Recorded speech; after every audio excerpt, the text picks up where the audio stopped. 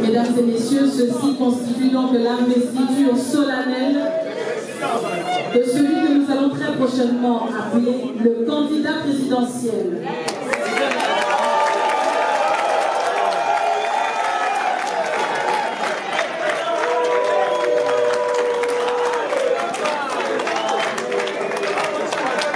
Sous vos applaudissements, s'il vous plaît.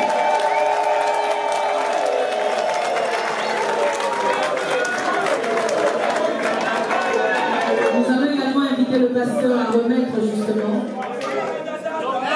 le rappel général issu des travaux.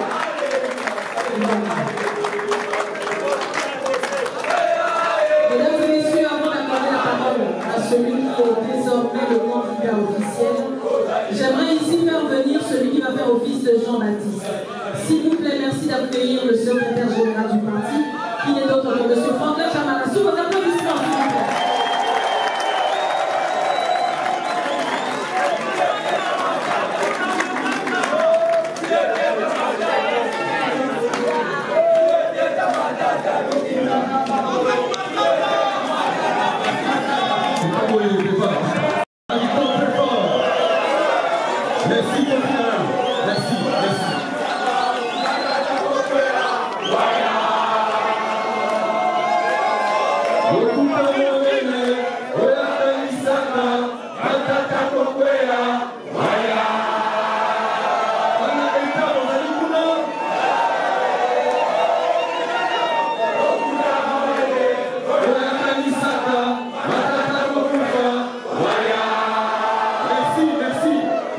Merci. Discipline, merci. Tofana. Bongi. Monsieur le Président, vous pouvez vous asseoir.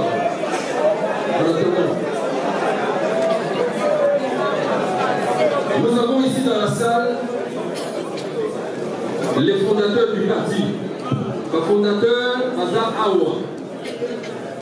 Bokoyoka, Namu, Mongomo Labango. Les fondateurs. Et j'étais pour.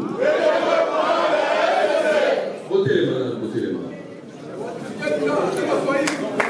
Le fondateur. Et j'étais pour. Les développements de la RDC. Et j'étais pour les développements de la RDC. Tombama, il y a RDC. Maendeleo, il y a RDC. RDC pour. RDC pour. Nani wanae. Nani wanae. Nani ule. Nani ule. Machibeli. Voilà les fondateurs.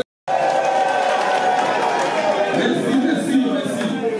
Alors, ceci dit, nous allons.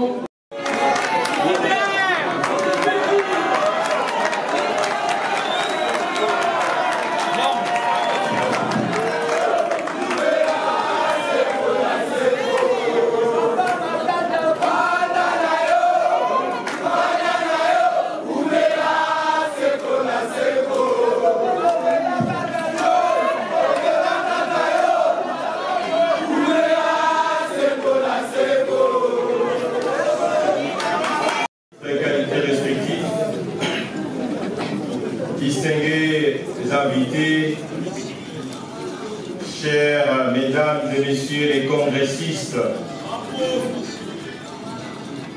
en vous remerciant tout d'abord d'être venus si nombreux, je voudrais ensuite vous remercier de m'avoir associé à ce congrès pour y exposer sur un thème qui me passionne depuis longtemps, un thème sur le leadership, la bonne gouvernance et le progrès des nations. Pour avoir été directeur général du BCECO de 2003 à 2010, ministre des Finances de 2010 à 2012, Premier ministre de 2012 à 2016, je me suis en effet rendu en l'évidence qu'il n'existe aucun chemin qui mène à la prospérité sans passer par le chemin du leadership et de la gouvernance.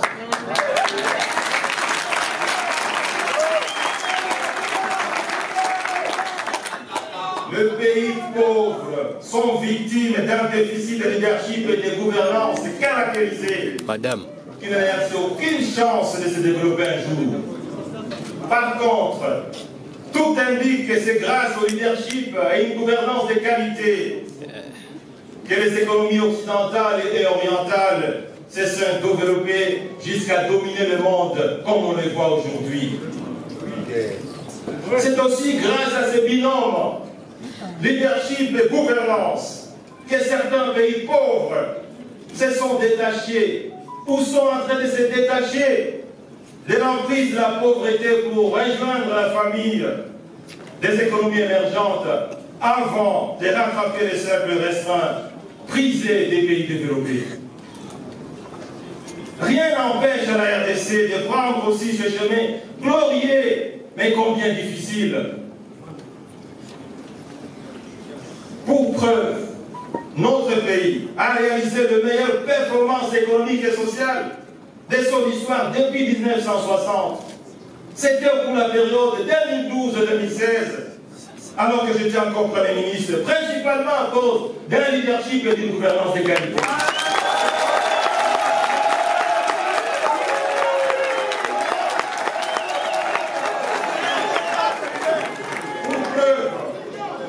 La RDC a gagné 11 points dans les classements de l'indice du développement humain du PNUD.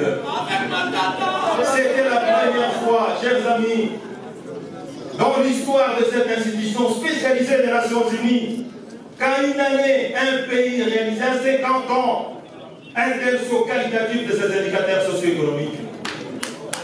Une performance d'autant plus appréciée qu'elle a été sans appui du programme avec le Fonds monétaire international et sans aide publique budgétaire, ni de la Banque mondiale, ni de la Banque.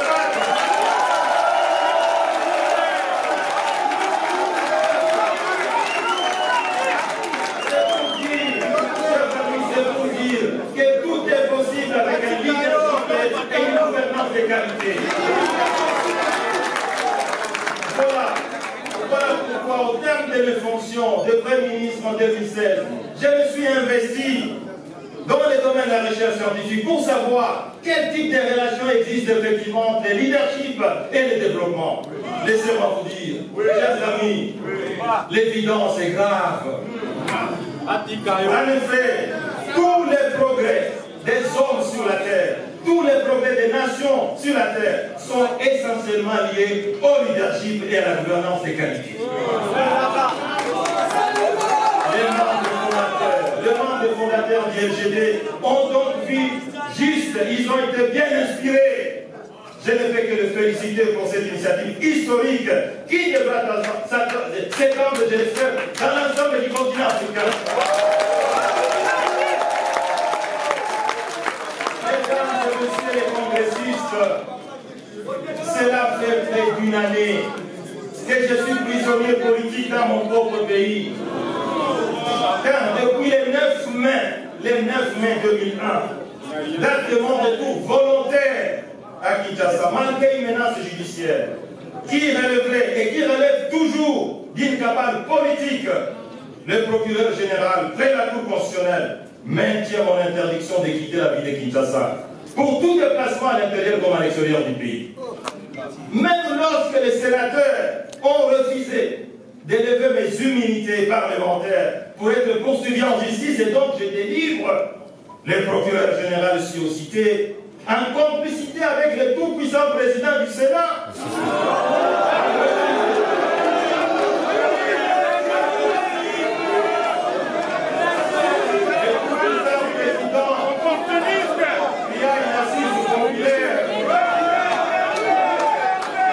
Le président du Sénat, en complicité avec le procureur, ont refusé de remettre les droits des mouvements. Il fallait, chers congressistes, chers participants, qu'on trouve un nouveau dossier pour expliquer l'interdiction des mouvements de M. Matata. Voilà pourquoi ils ont inventé les dossiers des biens organisés.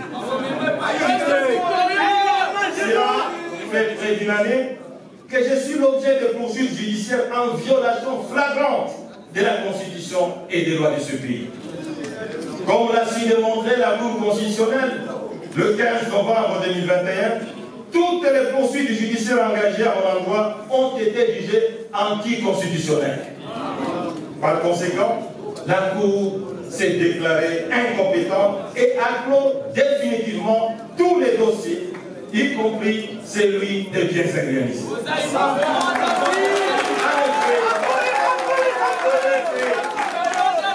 Conformément à la Constitution de notre pays, la loi suprême, à son article 168, alinéa 2, tout acte déclaré non conforme à la Constitution est nul de plein droit.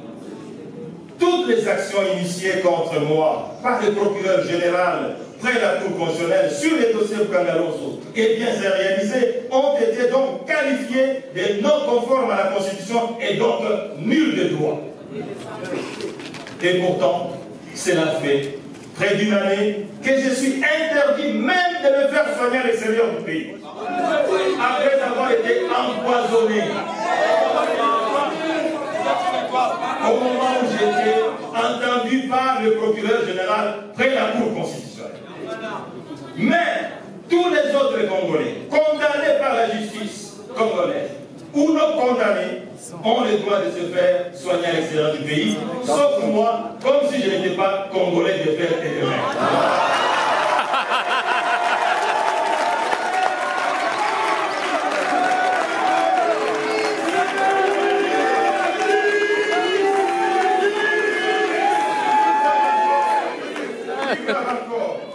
Lorsque j'ai perdu ma propre petite sœur, même père, même mère, les pouvoirs politiques et judiciaires de ce pays, pour me contraindre à accepter le roi, ont décidé de m'interdire de voyager dans mon propre pays sans qu'il y ait une décision de justice justifiant une telle atteinte aux libertés fondamentales. La seule réponse que j'ai eue de ces services d'immigration, la deuxième, l'aéroport de Dili, était que, monsieur le sénateur, votre décision de ne pas voyager vient d'en haut. Allez-vous comprendre quelque chose, vient d'en haut. Chers participants, cela fait près d'une année que j'écris à plusieurs autorités de ce pays pour savoir qu'est-ce qu'il en est de moi. Peut-être la loi de ce pays interdit de répondre à un prisonnier politique qui n'a rien commis comme infraction. Le procureur général, près la Cour de cassation, à qui le dossier a été transféré abusivement et illégalement pour décision, a reçu plus de 6 lettres de mes avocats et de moi-même. Il n'y a répondu que par le silence. 6 lettres. Le président du Sénat, le tout-puissant, qui a le pouvoir politique, a reçu plusieurs lettres de ma part. Cette seule façon de répondre, c'est le silence absolu. Et il a même osé offenser la Cour constitutionnelle en disant que l'arrêt de cette prestigieuse institution n'est concerné par le Sénat. Le ministre d'État à la justice, parce qu'il s'agit d'elle, s'est immiscé en violation de la Constitution et des lois de la République dans le traitement de mon dossier. Elle a reçu 2 lettres et elle a classé ça sans y répondre. Nous avons saisi, même le président de la République, garant de bon fonctionnement des institutions. Près de 4 lettres lui ont été adressées. Aucune réponse n'a été donnée. La Cour constitutionnelle a clos définitivement ce que vous devez savoir. Tous les dossiers. Par ailleurs, la Cour de cassation s'étant déjà déclarée incompétente et dans l'impossibilité de se dédire au risque de violer la Constitution et la loi organiser son propre fonctionnement. Comme vous l'avez vu hier, dans les réseaux sociaux et dans la presse, une lettre a été dévoilée dans laquelle le procureur, près la Cour de cassation, écrivait au chef de l'État que le dossier est clos définitivement, qu'il n'y a pas moyen de poursuivre, Monsieur le Président, le Premier ministre honoraire, M. Matata.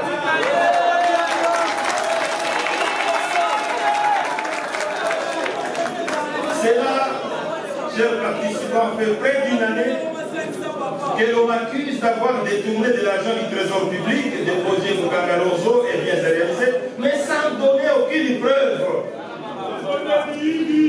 Parfois, ce sont des pseudo-preuves, ce qui est inacceptable. Pour les dossiers Mukangarozo, retenez bien. L'inspecteur général des finances dira que c'est le responsable du projet Mukangarozo, un Sud-Africain, qui m'avait remis de l'argent. Le fameux procureur général près la Cour constitutionnelle reprendra dans son acquisition qu'effectivement c'est ce même Sud-Africain qui avait la gestion de ce projet qui m'a remis de l'argent. Mais quelle n'a pas été la grande surprise? Le même Sud-Africain déclara qu'il n'a jamais remis $1 à M. Matata et qu'il n'avait jamais vu.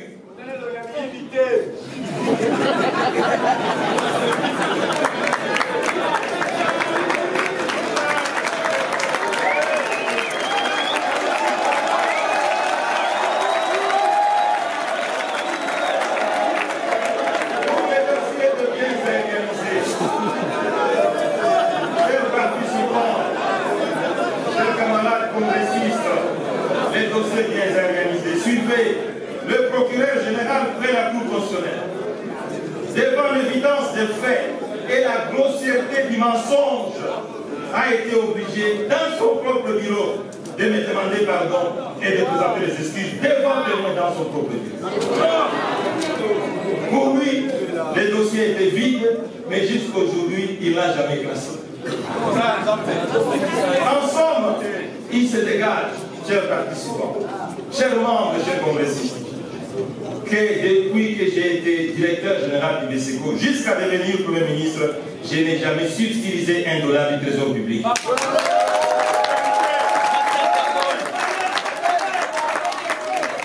Je suis par contre poursuivi pour avoir refusé de faire comme les autres politiciens de notre pays, c'est-à-dire détourner l'argent du trésor public, le placer dans les comptes extérieurs, acheter des villas et des appartements, acheter des terrains dans la ville de Kinshasa.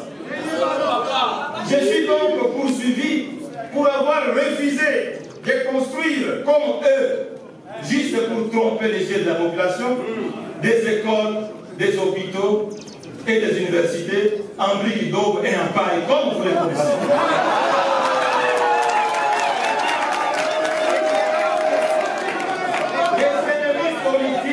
Des ennemis politiques me reprochent, inimaginable mais vrai, d'avoir construit en tant que promoteur privé une école primaire et secondaire de qualité au profit de la population démunie, au profit principalement de cette population qui n'a pas les ressources pour étudier. On me reproche d'avoir construit un hôpital aux standards internationaux où même les Congolais les plus démunis peuvent être soignés gratuitement.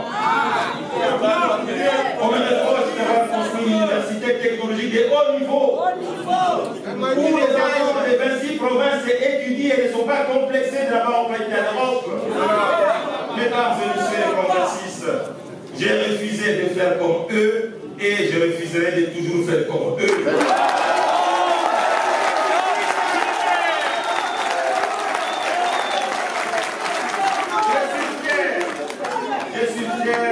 Parce qu'étant né d'une famille pauvre, d'un d'avoir refusé d'acheter une maison, un appartement, un terrain à l'extérieur du pays. Je suis plutôt fier d'avoir construit la meilleure maison de ma vie à Kindu, ma ville natale.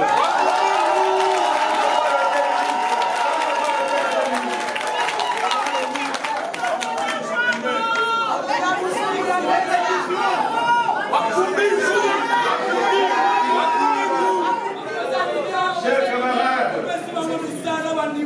certains de ces politiciens instrumentalisent scandaleusement les institutions de la République qu'ils dirigent en violation de la constitution des lois du pays.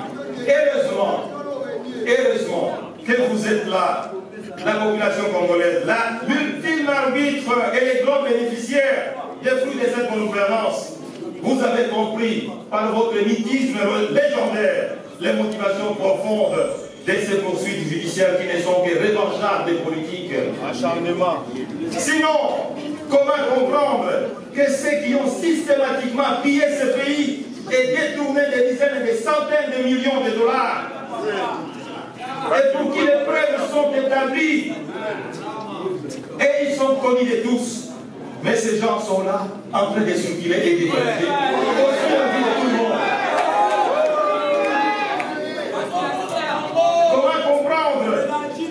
Que ces bandits financiers sont même protégés et promis dans cette République.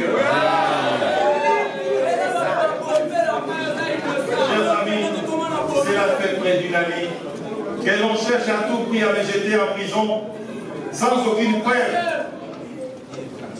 Tout simplement parce que j'ai refusé d'obéir à certaines instructions.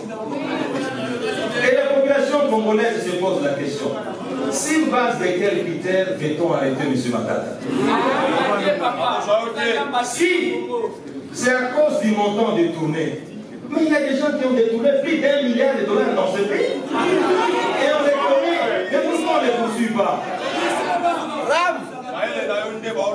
Si c'est base du critère de l'ancienneté, nous sommes tous des Congolais. Il y a eu des détournements depuis l'année 2000 jusqu'en 2016. Et ces détourneurs de fonds sont connus. Mais pourquoi on ne les poursuit pas?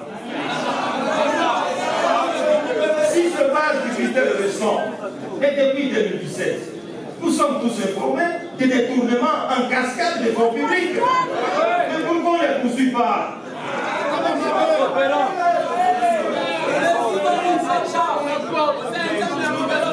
Peut-on donc conclure, chers congressistes, chers participants, que la puissance de l'argent des grands voleurs impose l'inaction et le silence au service public en charge de la lutte contre la corruption. Comme si il faut voler suffisamment de l'argent du trésor pour être promis et pour être protégé. Quel est le versement de valeur? Mesdames et messieurs, chers participants, vous avez donc compris que toutes les tracasseries judiciaires dont je suis l'objet pendant près d'une année ne sont pas fondées. Ce sont des poursuites plutôt politiques engagées pour me contraindre d'entrer dans l'union sacrée.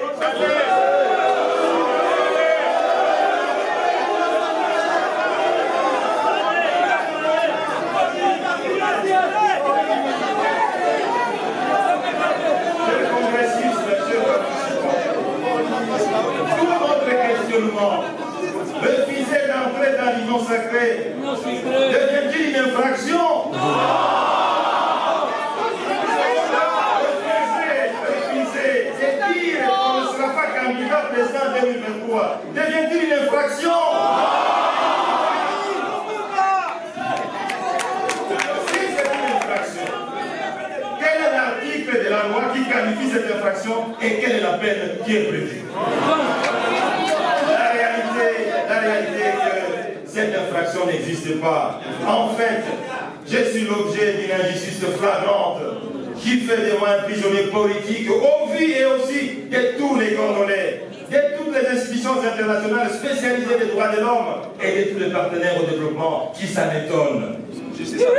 Pendant ce temps, beaucoup de fonds publics, retenez bien, beaucoup de fonds publics qui auraient dû servir à la construction des de l'intérêt communautaire sont dépensés pour financer des campagnes de communication coûteuses contre moi. Je vais contraindre l'opinion que vous êtes, tant nationale qu'internationale, à croire au mensonge incongru des détournements de fonds, comme si on était à la Deuxième République. Fort de cette injustice flagrante, qui scandalise des millions de Congolais et la communauté internationale, et qui ne fait nullement honneur à notre pays, j'ai demeure engagé. Comme vous les congressistes, comme vous les Congolais, à contribuer à l'établissement d'un état de droit dans ce pays. Mieux, apporter ma contribution à la prospérité de cette nation, telle que rêvée par le père de l'indépendance, comme Emery Patrice Lumumba. Pourquoi je me sens honoré d'être coopté comme membre fondateur et président national de ce parti dont la dénomination reste en communion parfaite avec mes convictions, de facteurs clés qui conditionnent le progrès des nations. Je voudrais profiter de cette occasion pour remercier tous les congressistes de m'avoir convié à porter ma pierre à la construction de ce précieux édifice politique qui fait aujourd'hui.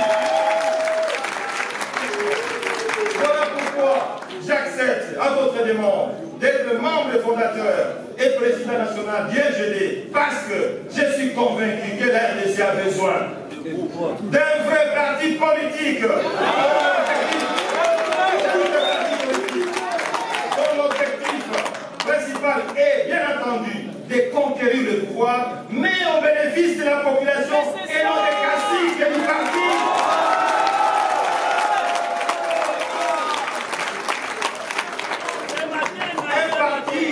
Devant convaincre les Congolais qu'un parti politique n'est pas une institution familiale à but lucratif, que c'est plutôt un outil politique qui, une fois au pouvoir, travaille pour l'amélioration du bien-être de la population. Un parti dont le mode de gestion des affaires publiques devra être caractérisé par un leadership fort et une gouvernance exemplaire, capable de justifier et de crédibiliser la conquête et la gestion du pouvoir. Un parti capable d'attirer les meilleurs de ses fils et de ses filles, du point de vue de la compétence et de l'éthique, au lieu d'être un foisonnement des intellectuels véreux, des rejetons courageux et des bons parleurs.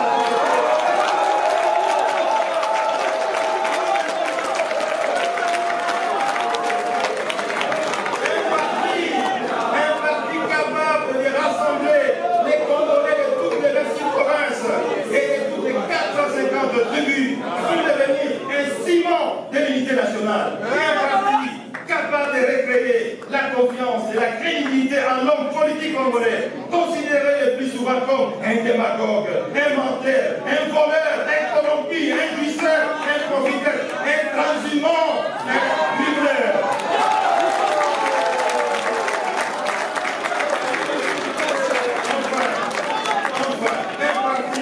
Devant être considérés comme une structure solide, efficace, efficiente, capable de rassembler les Congolais autour d'une philosophie, une idéologie commune et devant résister à l'usure du temps au profit de la prospérité de son pays et de son peuple de génération en génération.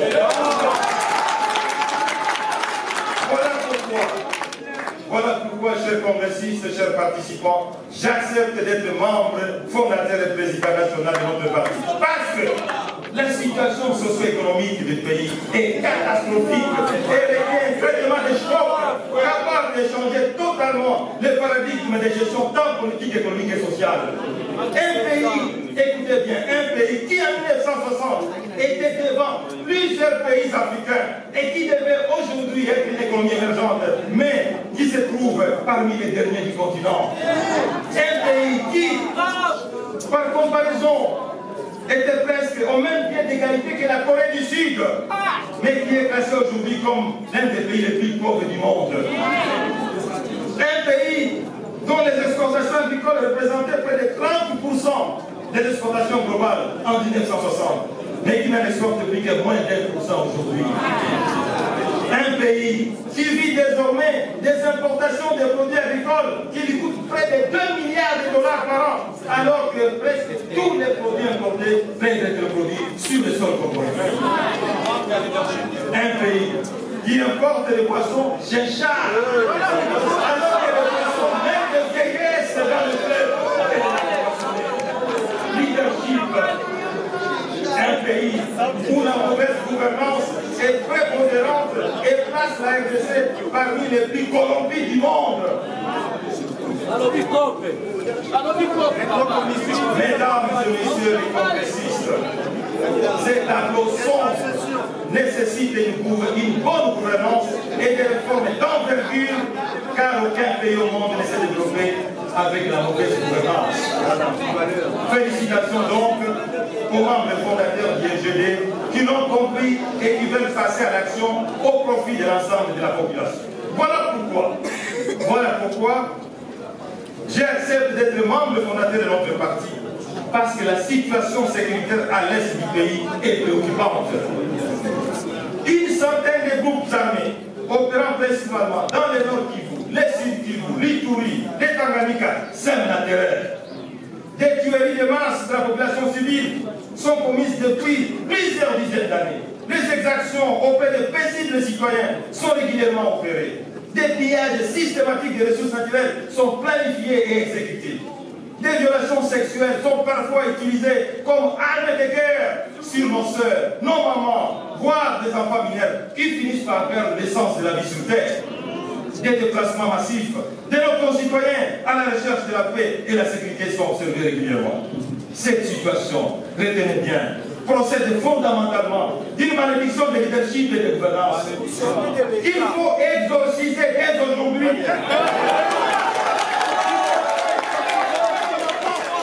Car aucun développement économique inclusif ne peut être envisagé de manière durable sans la paix et la sécurité dans l'ensemble du pays.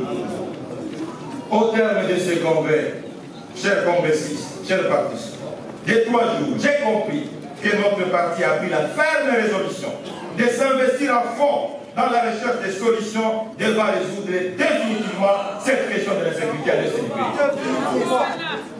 Mesdames et messieurs les congressistes, au regard de ces gigantesques défis ci-dessus évoqués et la nécessité de les adresser de manière efficace et durable au profit de l'ensemble de la population congolaise, je vous informe avoir décidé d'accepter votre choix, comptez sur ma personne comme candidat de notre parti.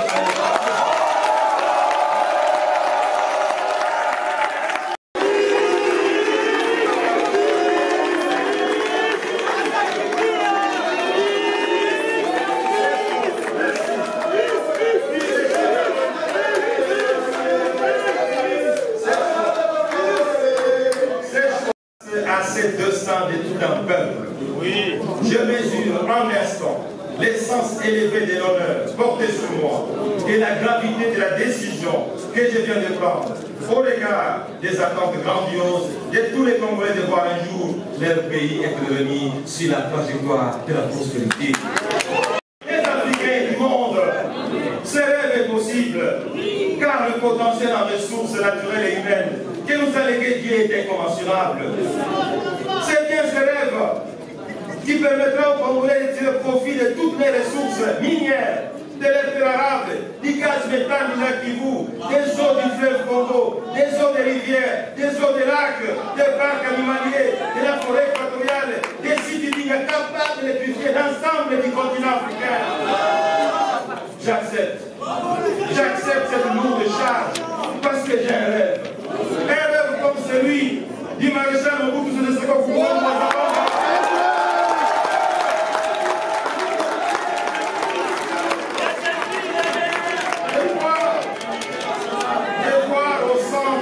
Continent africain, une puissance militaire capable de sécuriser l'ensemble de la RDC.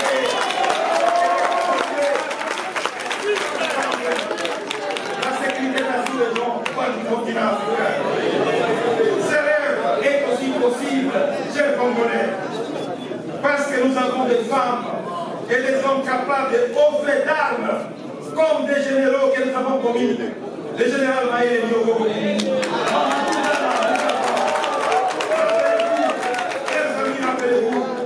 Années 70, des années 80. Dans ce même pays, l'armée la plus forte de l'Afrique centrale, c'était l'armée de la RDC. J'accepte. J'accepte ce choix historique, comptez sur moi. Parce que j'ai un rêve. J'ai un rêve comme celui des soldats du peuple. Nous allons remplacer les Kabila.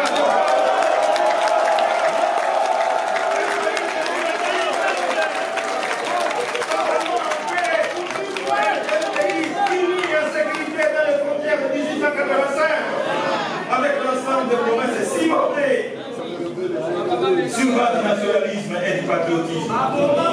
Mais ces rêves, c'est aussi des rêves de Joseph Kabila Kabange.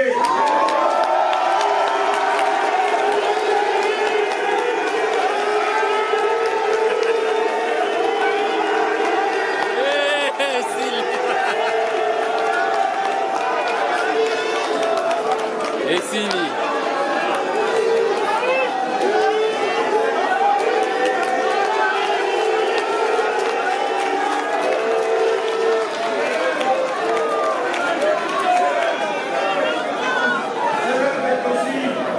C'est lui, c'est Joseph Kabila Kabange. Une humilité remarquable a permis de réunifier ce pays jadis émietté en plusieurs provinces. J'accepte cette décision, y compris parce que j'ai un rêve. Comme celui de James Sekedo Amourouba.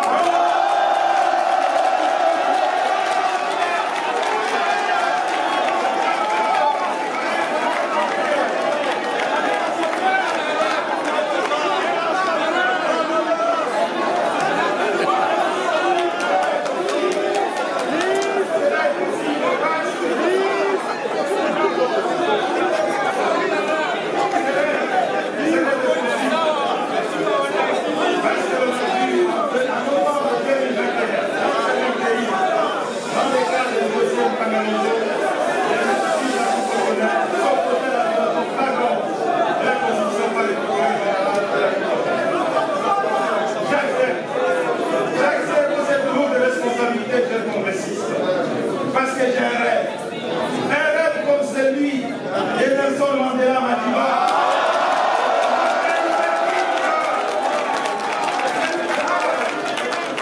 Un homme noir comme vous et moi, de retrouver son honneur et sa dignité, comme les autres citoyens du monde, de toute notre race.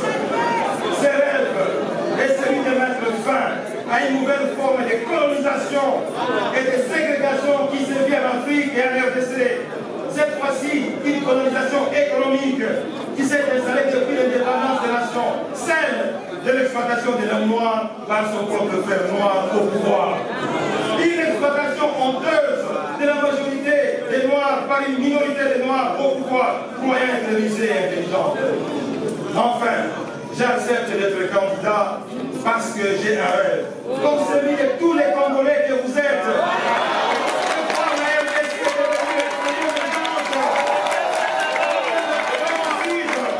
Qui est au même niveau que la RDC en 1960. Ce rêve est aussi possible parce que les performances économiques exceptionnelles réalisées par la RDC entre 2012 et 2016 dans le Premier ministre ont fait rêver le monde, ont fait rêver les Congolais. Et j'ai été invité à travers le monde pour expliquer les causes mythiques de cette performance. Voilà pourquoi ces rêves d'émergence, depuis lors, a disparu, depuis que je suis parti, comme un seul pas de mer. Croyez-moi, monsieur les congressistes, les LGD, notre parti peut contribuer au rétablissement de ces rêves. Ces rêves de grandeur, chers participants, chers congressistes, ces rêves de grandeur est indispensable à tous les citoyens du monde. En effet, c'est le type de rêve des leaders est capable de mettre notre pays sur la trajectoire de l'émergence. C'est bien ce rêve qui a produit Patrice Emery Lumumba, dont les idées révolutionnaires et la passion de l'indépendance du continent et de l'Afrique ont fait vibrer les continents et le monde. C'est bien ce rêve des grandeurs qui a produit Simon Kimbangu, dont la hauteur spirituelle et les branches religieuses exceptionnelles sont connues mondialement. C'est bien ce rêve qui a produit un Maurice Nengapeta, martyr de la pureté, dont l'attachement, l'intégrité jusqu'au sacrifice physique marquera jamais l'histoire du pays et du monde. Ce bien, ce rêve de grandeur, qui a conduit tout récemment Denis Mukwege, prix Nobel, dont l'abnégation et les dons de soi au profit des femmes victimes des grands secteurs ont été reconnus mondialement. C'est bien ce rêve de grandeur, qui a produit aussi des grands scientifiques comme Manuel Kalenga, Vumbio Kamundibe, Marcel Liaouebois, dont la notoriété due à leurs compétences reconnues et leur intégrité morale est à l'au-delà des frontières nationales. C'est bien ce rêve de grandeur, qui a produit des grands musiciens comme Kabasele Chamala, Grand Calais, Rochero Tagoulé, Chungu Wemba, Jodi Papa Wemba, dont la musique a produit.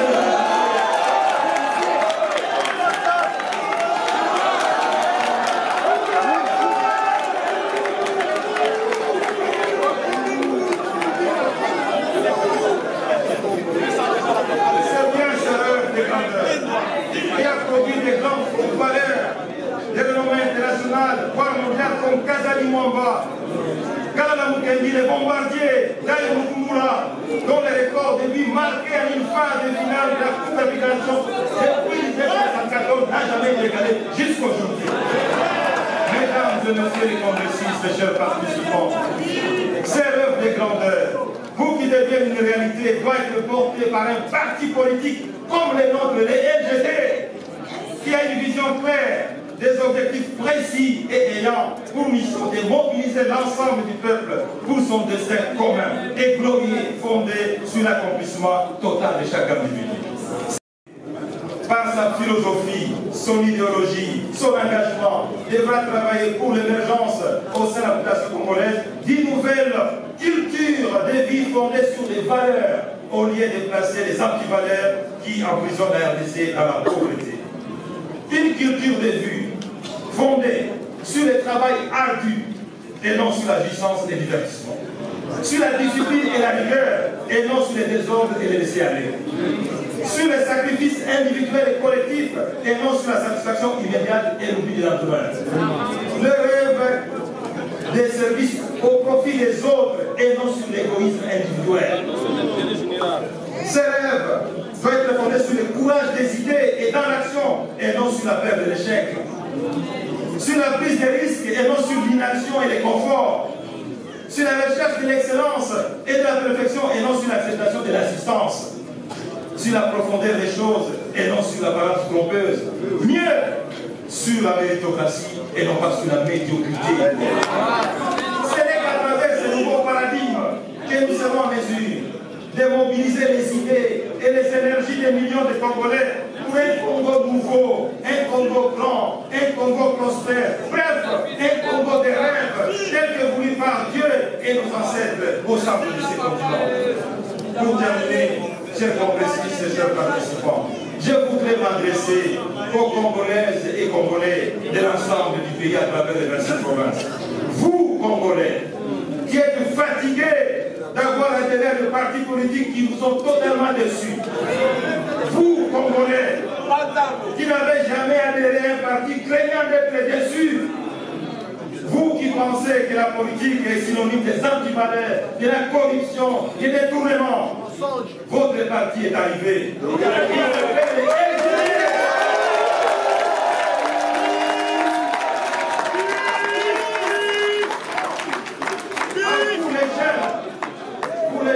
Pour les étudiants, les entrepreneurs, les chômeurs, les agents du secteur privé, du secteur public, vous qui avez l'avenir de ce pays, vous les jeunes, prenez courage et décidez dès cet instant d'adhérer au LGD pour être capable de façonner votre avenir et d'être maître de votre destin.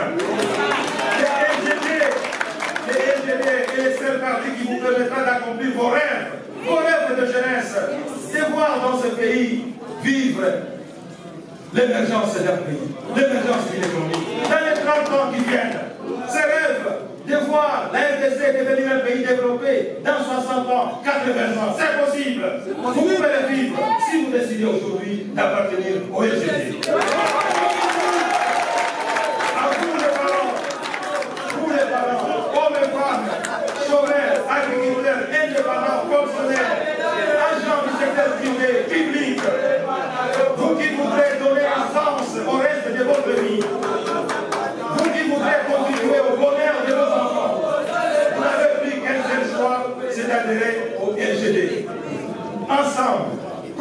famille solide. Jeunes et vieux, hommes et femmes, nous allons travailler dur avec une nouvelle culture fondée sur les valeurs du travail et d'intégrité pour démontrer à la face du monde que les Congolais ne sont pas des jouisseurs et des danseurs, qu'ils sont des travailleurs et que la RDC mérite d'être respectée comme les autres pays du monde. Adhérons donc au LGD, le parti du peuple, le parti du changement, mieux, le parti du progrès et de la prospérité. Que Dieu bénisse les LGD, que Dieu bénisse les LGD, que Dieu bénisse les LGD. Je vous remercie.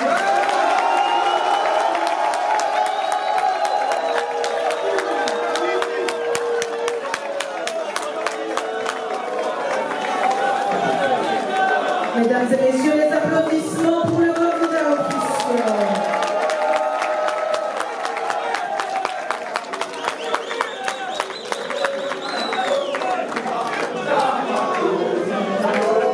LGD, viva!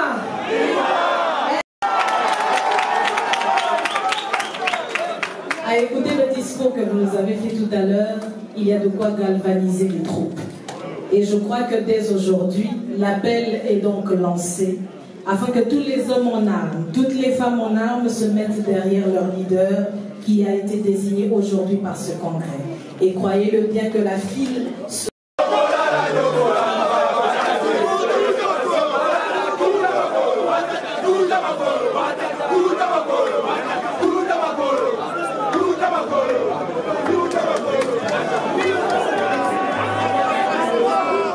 Fondé sur les bases humaines, un parti politique prometteur, avec les leaders des présidents nationaux, Matata Ponyo, nous allons ensemble cheminer vers le développement.